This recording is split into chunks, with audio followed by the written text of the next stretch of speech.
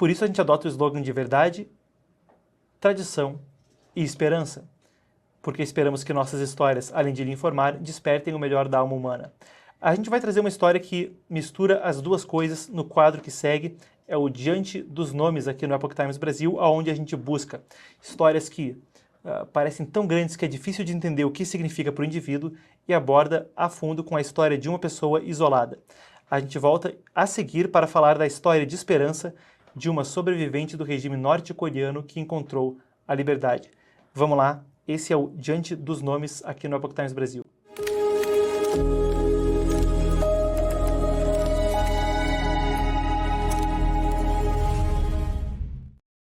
Essa é uma história que foi publicada hoje no Epoch Times Brasil, até ficou há algum tempo como capa do site hoje ao longo do dia. A tumultuada jornada de uma refugiada norte-coreana rumo à liberdade nos Estados Unidos, até de um repórter que tive o prazer de conhecer, que me chefiou por algum tempo em anos anteriores, a Eliana Alessio.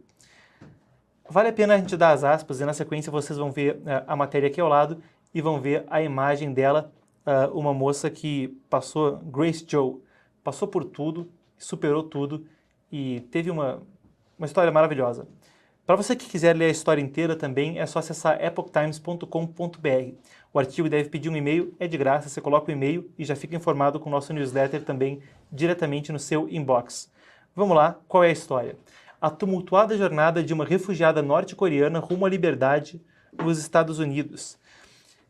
Aspas. Quando a avó de Grace Joe, pegou 6 ratos recém-nascidos perto de sua casa na Coreia do Norte, toda a família ficou muito feliz. Finalmente um deles teria algo para comer. Era o ano de 1996, ano que eu nasci até, e a pequena Grace tinha apenas 5 anos de idade e estava gravemente desnutrida. A fome na Coreia do Norte vinha assolando o país há meia década, e a família de 7 pessoas, mãe, pai, avó e 4 irmãos, às vezes passava até 10 dias sem comer nada, sobrevivendo apenas com a água de um riacho próximo.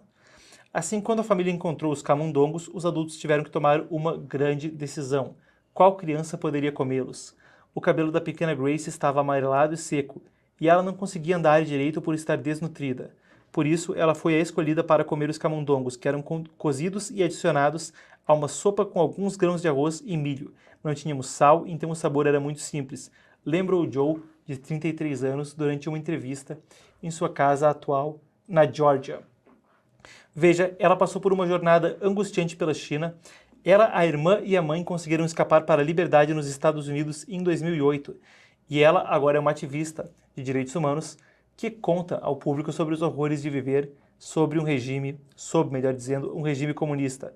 Aspas, não queremos que algo semelhante aconteça nos Estados Unidos, disse ela. Ora, a Coreia do Norte é um negócio que até teve em pauta recentemente no YouTube brasileiro, né, com trocas de farpas. Não pode chamar de trocas de farpas, que não vi nada pessoal, foi mais uma questão do conteúdo. Mas depois que um influenciador muito conhecido publicou um vídeo a respeito do assunto, que tomava um tom bastante enviesado a favor do lado comunista, o historiador Thiago Braga fez um vídeo excelente com artigos acadêmicos pontuando coisas que poderiam estar imprecisas a respeito do assunto.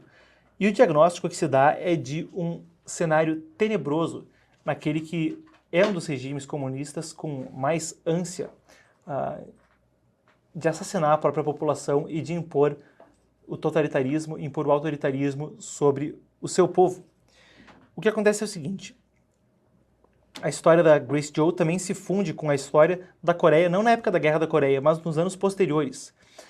O artigo diz aqui, após a dissolução da União Soviética em 1991, a Coreia do Norte perdeu seu maior apoiador econômico e, portanto, o fluxo de importações essenciais para a Coreia do Norte parou. O regime comunista não conseguiu se adaptar e a economia controlada pelo Estado entrou em colapso. Toda a família Joe se esforçava ao máximo para conseguir alimentos, sua mãe fazia artesanalmente diversos itens para vender no mercado. A avó fazia tofu também para vender. Seu pai e irmã mais velha viajavam por semanas em busca de provisões, até mesmo os mais jovens, como a pequena Grace, ajudavam coletando vegetais silvestres ou segurando tochas enquanto os adultos trabalhavam à noite, pois não havia eletricidade em casa.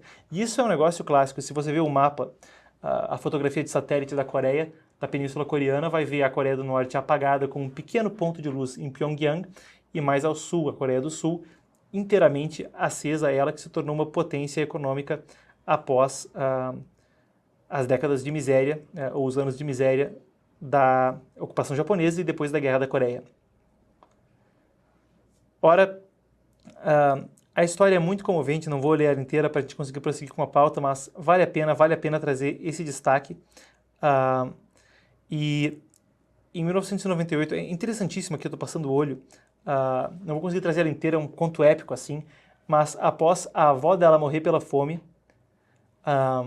outros parentes dela morrerem pela fome, ela partiu sozinha, sozinha não, mas partiu assim num ato heróico, China dentro, para depois conseguir eventualmente chegar nos Estados Unidos. E claro, a vida na China não é uma jornada fácil, porque os norte-coreanos não são considerados refugiados. Eles são repatriados, deportados se forem pegos. O Partido Comunista Chinês, que apoiou a Coreia do Norte lá atrás, naquela sangrenta invasão do Sul, e sustentou seu regime ditatorial durante a Guerra Fria, até hoje é um apoiador desse regime sanguinário. Perceba, eles passaram 13 meses em uma prisão chinesa e foi lá que a Grace Joe conheceu o homem que acabaria ajudando ela a fugir. Não vou dar os spoilers, a produção vai colocar o link da matéria aqui ao lado no chat ao vivo. Uma história emocionante que a gente traz para o destaque hoje, uma notícia emocionante aqui do Epoch Times, para quem quiser ler, uma história maravilhosa, traduzida então da matriz americana do Epoch Times.